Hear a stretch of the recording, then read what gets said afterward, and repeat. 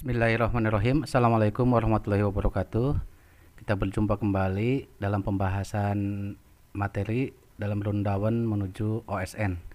Nah, pada kesempatan kita kali ini kita akan coba membahas tentang elastisitas. Nah, elastisitas ini nanti kita akan bahas tuntas sampai dengan elastisitas harga, permintaan penawaran, ada elastisitas silang, ini untuk analisis dua jenis barang, dan ada elastisitas pendapatan. Nah, kita bahas terlebih dahulu untuk elastisitas harga. Nah, konsep dasarnya elastisitas itu kepekaan atau tingkat responsibilitas. Jadi ada dua variabel yang kita analisis, bagaimana perubahan harga. Nih, contohnya untuk jenis barang handphone aja, HP. Nih, bagaimana perubahan harga bisa naik, bisa turun, dan bagaimana perubahan dampaknya terhadap perubahan kuantitas. Nah, biasanya kuantitas yang diminta oleh masyarakat. Nah, sesuai dengan hukum permintaan nih, kalau konteksnya membahas materi permintaan, berarti kalau harga naik pasti kuantitasnya akan turun. Cuman persentase penurunannya bagaimana? Nah, kenapa sih harus dibahas tentang elastisitas?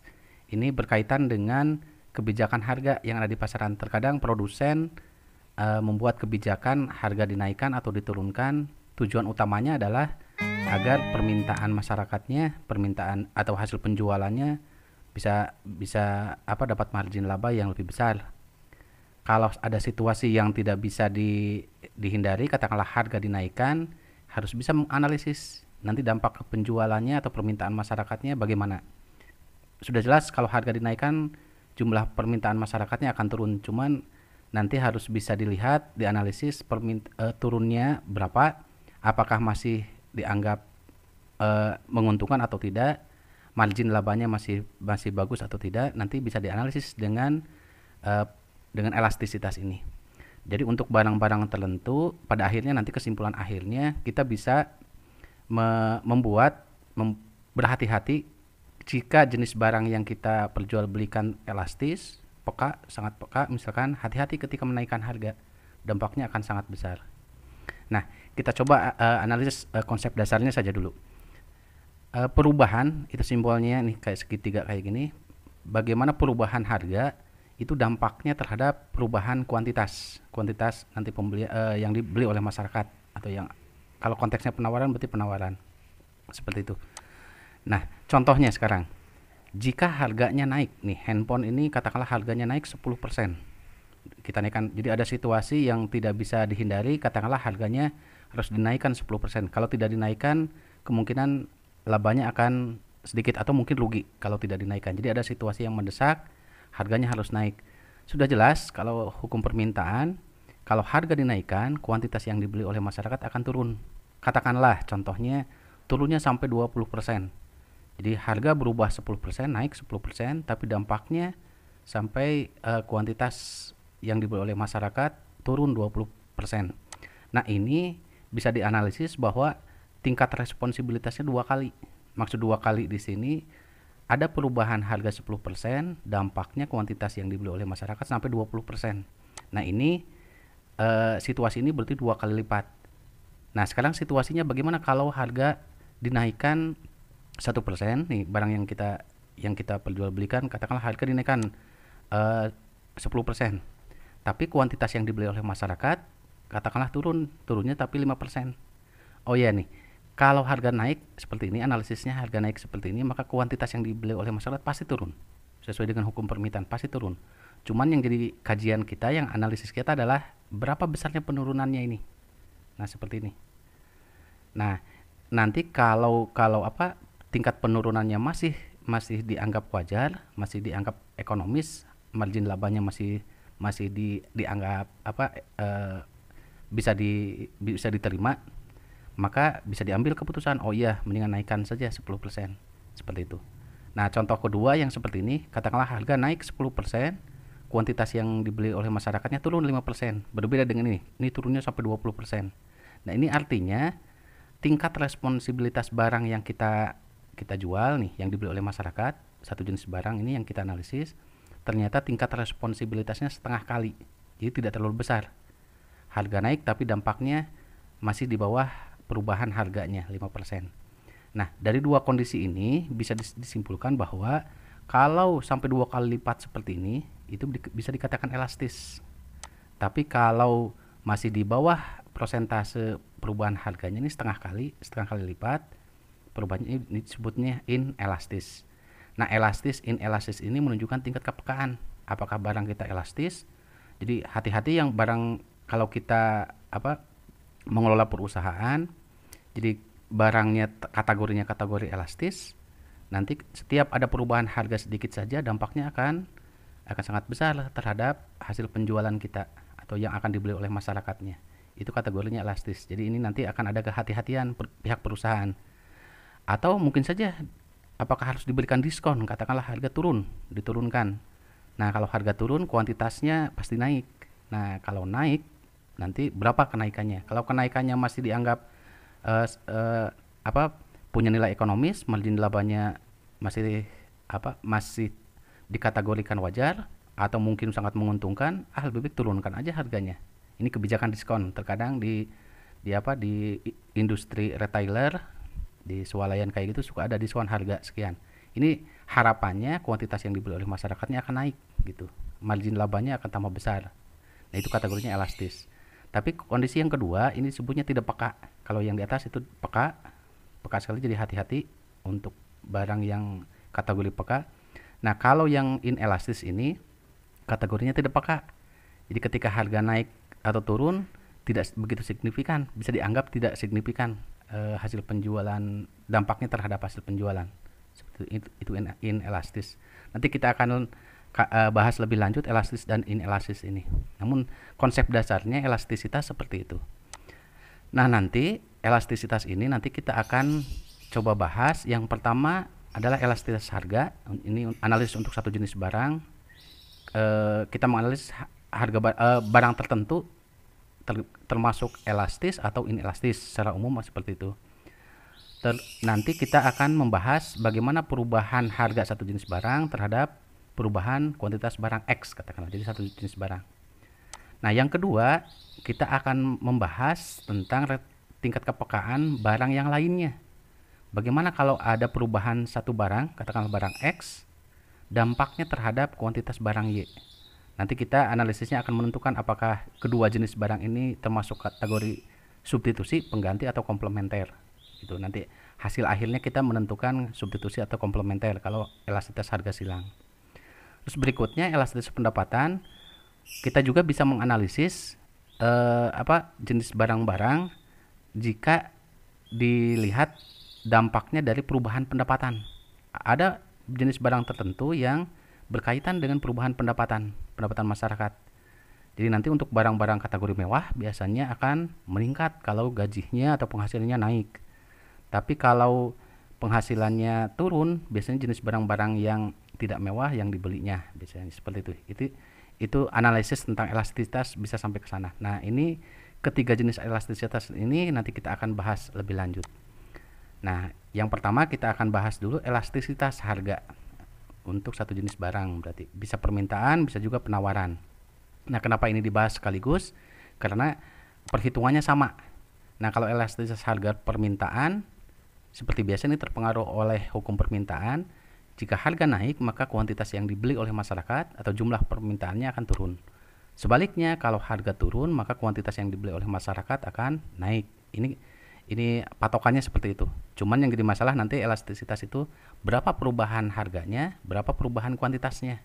Seperti itu. Nah, elastisitas penawaran pun sama. Cuman ini terikat oleh hukum penawaran. Jika harga dinaikkan, kuantitasnya akan naik. Kalau harga diturunkan, kuantitasnya akan turun. Ini penawaran. Cuman nanti akan lebih banyak kita menganalisis elastisitas harga permintaan biasanya ke sana. Nah, rumusnya bagaimana? Nah, elastisitas itu ini prosentase perubahan kuantitas dibagi dengan prosentase perubahan harga. Ini kalau jabarkan lagi berarti perubahan Q dibagi dengan perubahan harga dikali harga awal dibagi dengan kuantitas awal. Jadi nanti ada dua kondisi. Ketika harga sekian maka kuantitasnya sekian. Ketika harga berubah menjadi sekian, kuantitasnya jadi berubah. Jadi ada P1, Q1, P2, Q2. Nanti tinggal dimasukkan ke sini. Kalau mau dijabarkan lagi, berarti Q2 dikurangi Q1 dibagi P2 dikurangi P1 dikali P1 per Q1. P ini harga, Q itu kuantitas. Nah, tafsirannya sekarang. Oh iya, ini berlaku untuk elastisitas harga permintaan maupun penawaran. Sama saja. Nanti rumusnya sama. Ya, untuk tafsirannya, nih kalau angka E yang kita perhitungkan ternyata angkanya lebih besar dari 1, itu disebutnya elastis. Seperti tadi dicontohkan di awal di konsep dasar. Jadi kalau E-nya 2 kali lipat, perubahannya 2 kali, itu artinya E-nya atau koefisien E-nya 2, berarti 2 kali lipat. Jadi kalau E-nya lebih besar dari 1, itu elastis. Kalau E-nya kurang dari 1, misalkan 0,1, 0,2, 0,5, nah itu disebutnya inelastis, tidak peka. Jadi elastis itu peka, inelastis itu tidak peka. Dan kalau E-nya 1 disebutnya uniter. Jadi elastisitasnya kalau perubahan harganya 10%, kuantitasnya pun berubah 10%. 5%, kuantitasnya pun berubah 5%. Jadi sama perubahannya, itu uniter. Berikutnya ada elastis sempurna disebutnya. Elastis sempurna. Ini kalau E-nya hasilnya tak hingga. Nanti ini kita jelaskan lebih lanjut nih. Dan elastis sempurna. Jika E-nya sama dengan 0. Seperti itu. Jadi nanti ada kondisi tertentu yang menyebabkan ternyata kategorinya elastis sempurna dan inelastis sempurna. Jadi pekatnya sempurna, tidak pekatnya sempurna. Itu ada, nanti kita bahas. Ya, kita coba contoh aja langsung ke soalnya. Ini soal yang standarnya seperti ini. Diketahui harga handphone 3 juta, jumlah permintaannya 100 unit. Berarti ini kondisi kita menganalisis kondisi permintaan, berarti elastisitas permintaan. Nah, ada kondisi yang berubah nih ketika harga HP-nya turun menjadi 2.700.000. Nah, jumlah permintaannya naik menjadi 120. Nah, ketika harga turun, kuantitas yang dimintanya naik jadi 120. Ini udah jelas elastisitas permintaan. Ya, kita kita rangkum dulu, kita ringkas dulu. Kondisi yang pertama, P1 3 juta, Q1-nya 100. Kondisi kedua, harga yang keduanya 2.700.000, kuantitas yang keduanya 120 unit. Nah, ini bisa dengan dua cara sebenarnya. Ini cara cepatnya. Yang pertama, langsung saja kita cari persentase perubahannya. Kita lihat dari harga dulu. Harga itu dari 3 juta menjadi 2.700.000. Berarti kan turun 300.000. 300.000 dari awalnya 3 juta. Nah, kalau awalnya 3 juta turun 300.000, berarti harga itu turun 10%. 10% dari mana? 300.000 dari 3 juta. Berarti kan 10%-nya. 10% dari 3 juta dari kondisi awal. Nah, berarti persentase perubahan harganya 10%. Berarti persentase perubahan harganya 10%. Ini menunjukkan persentase perubahan harga. Nah, sekarang jumlah permintaannya. Jumlah permintaannya tadinya awalnya 100 menjadi 120. Berarti naik 20 unit. Dari awalnya 100. Ini kondisi awalnya kan 100. Naik 20 jadi 120. Berarti 20 dari 100 berarti 20%. Berarti kuantitas naik 20%. Itu menunjukkan persentase perubahan Q. Nah, rumusnya kan rumus yang awal itu elastisitas itu. Nih, ada juga yang dilengkapi ED. ED itu di sini menunjukkan permintaan, demand. Persentase perubahan Q dibagi dengan persentase perubahan P. Berarti 20% dibagi 10% langsung 2 gitu. Nah, biasanya ini nilainya negatif biasanya kalau permintaan. Nah, negatif di sini menunjukkan memang hubungan P dan Q-nya berbanding terbalik seperti itu. Nanti kalau kita menemukan negatif berarti langsung dipositifkan seperti itu. Nah, ini harganya elastisitasnya berarti 2 kali lipat. Ini termasuknya E-nya lebih besar dari 1, berarti elastis seperti itu. Atau cara yang biasa. Nah, cara yang biasa pakai rumus ini. Q2 dikurangi Q1 dibagi P2 dikurangi P1 dikali P1 per Q1. Nanti hasilnya pun sama sebenarnya. Nah, P1, Q1, P2, Q2 sudah ada nih. Q2-nya 120 dikurangi 100 nih. Q2 dikurangi Q1 dan P2 2,7 juta dikurangi 3 juta. Dikali P1 per Q1.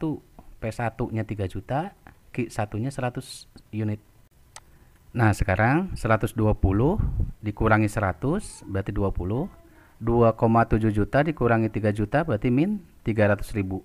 Dikali Nah, 3 juta dibagi 100. Nah, 3 juta nih nolnya bisa dihapus 2, berarti tinggal 30.000.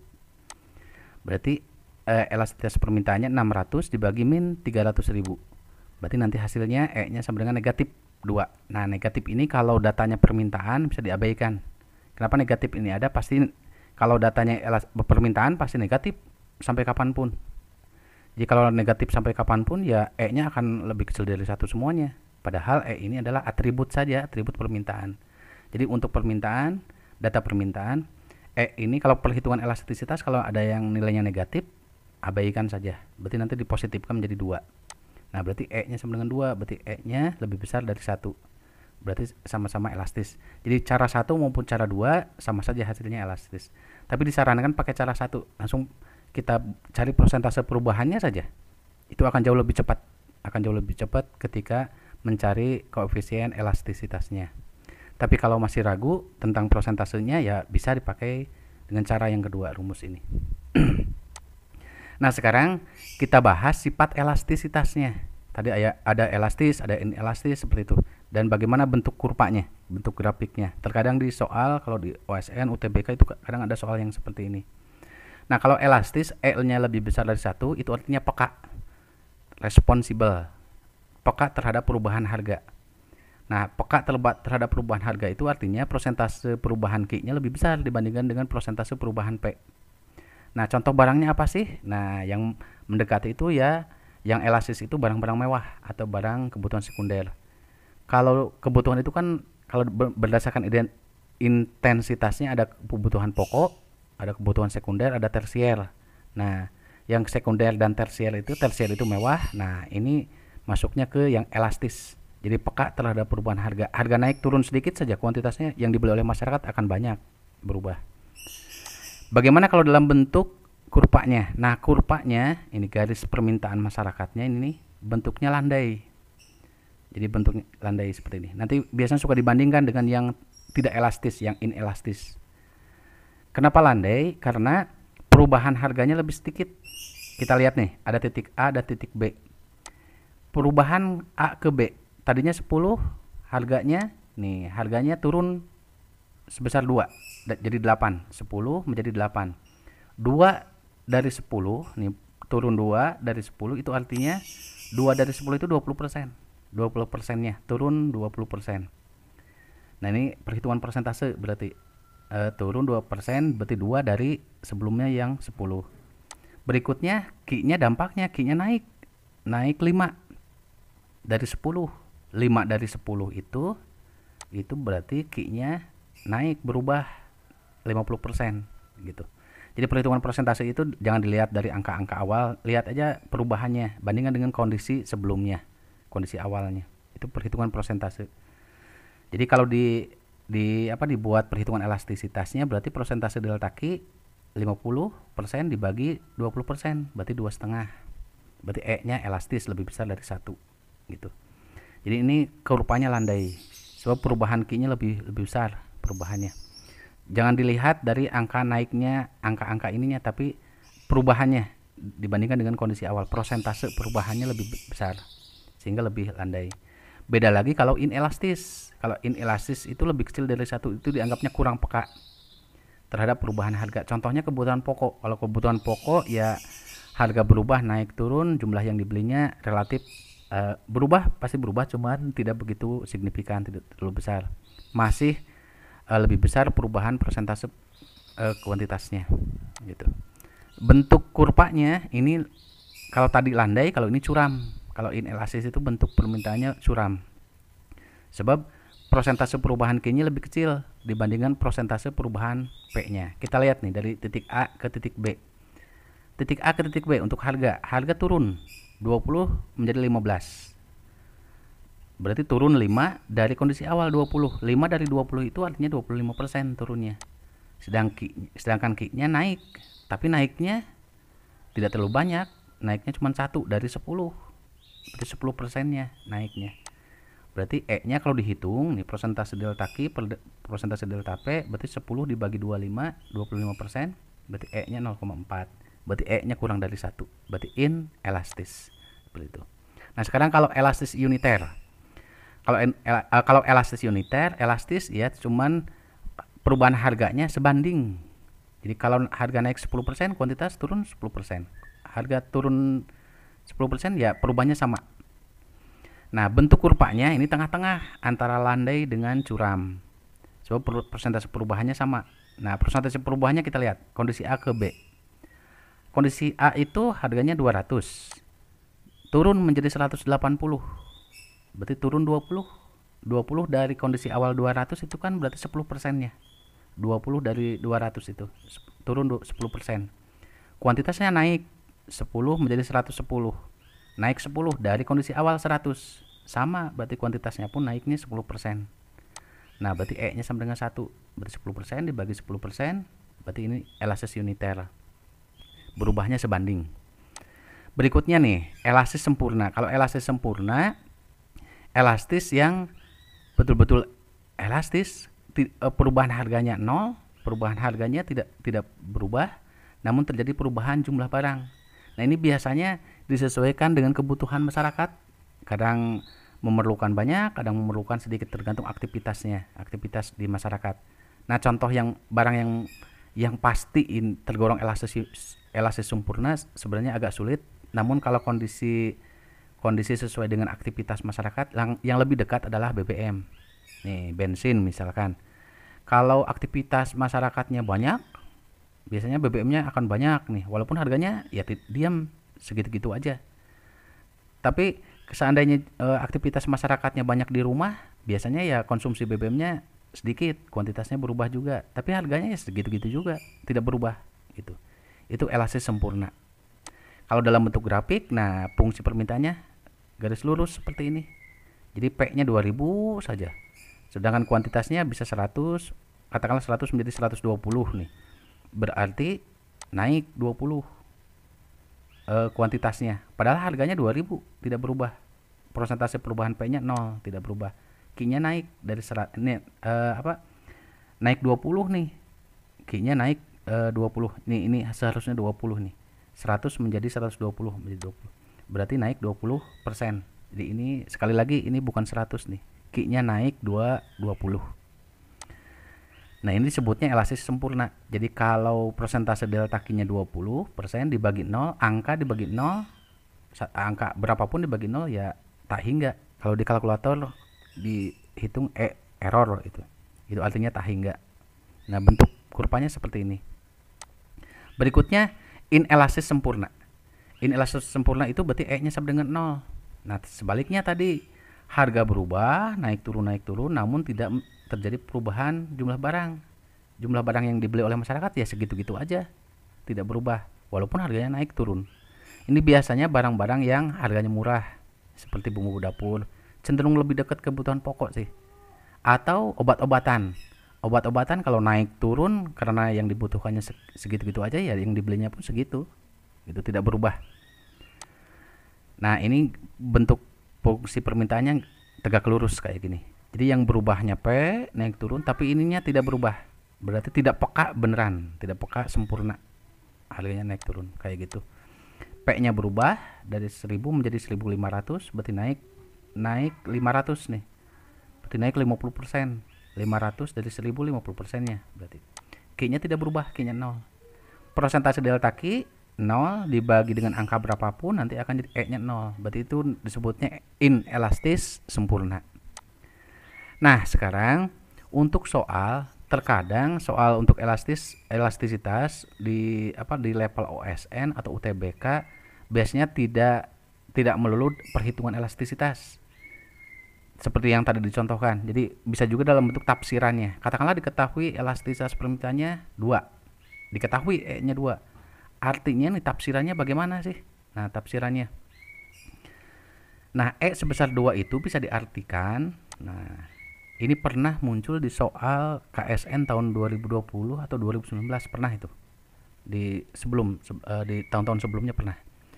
Nah, kalau diketahui E-nya sama dengan 2, itu artinya elastisitas permintaannya sudah jelas elastis karena E-nya lebih besar dari 1. Berikutnya bisa juga ditafsirkan. Jika harga naik 1%, maka jumlah permintaannya akan turun. Nih, yang sudah jelas nih patokannya Kakak biasanya suka ada pengecoh. Kalau harga naik, kalau permintaan mah pasti jumlah permintaannya turun. Tidak mungkin jika harga naik permintaannya jadi naik, itu pasti harga turun. Cuman nih angkanya 2 kali lipatnya dari perubahan P, karena E-nya 2, berarti 2%.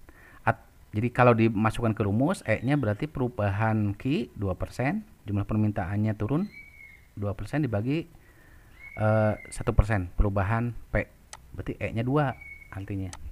Atau bisa juga diartikan jika harga turun 10%, harganya turun. Kalau harganya turun, jumlah permintaannya pasti naik. Ya, naiknya 20%, 2 kali lipatnya karena E-nya 2 gitu. Kalau dimasukkan ke rumus berarti 20% perubahan kuantitas dibagi dengan perubahan P 10% berarti 2. Seperti itu. Jadi bisa dalam bentuk tafsiran seperti ini. Atau bisa juga jika harga naik 20%. Berarti 2 kali lipatnya berarti 40 nih. Cuman nih harus diperhatikan nih, kadang-kala ini pengecohnya nih. Kalau harga naik permintaannya turun. Nah, angkanya 2 kali lipatnya 40% karena E-nya 2 gitu. Jadi kalau dimasukkan ke rumus buktinya persentase perubahan Q-nya 40% dibagi 20%, perubahan P-nya berarti hasilnya 2. 2 itu artinya E-nya 2 gitu. Nah, seperti itu. Jadi ini sama untuk elastisitas permintaan laptop. Nah, sekarang bisa juga variasi soal dalam bentuk fungsi diketahuinya. Jadi kalau soal standar elastisitas itu kan ketika harganya sekian, kuantitasnya sekian. Ketika harganya naik sekian, kuantitasnya jadi turun sekian. Nah, biasanya soal itu seperti itu yang standarnya. Tapi di elastisitas ada juga soal yang dalam bentuk fungsi seperti ini. Nah, kalau dalam bentuk fungsi seperti ini ada caranya.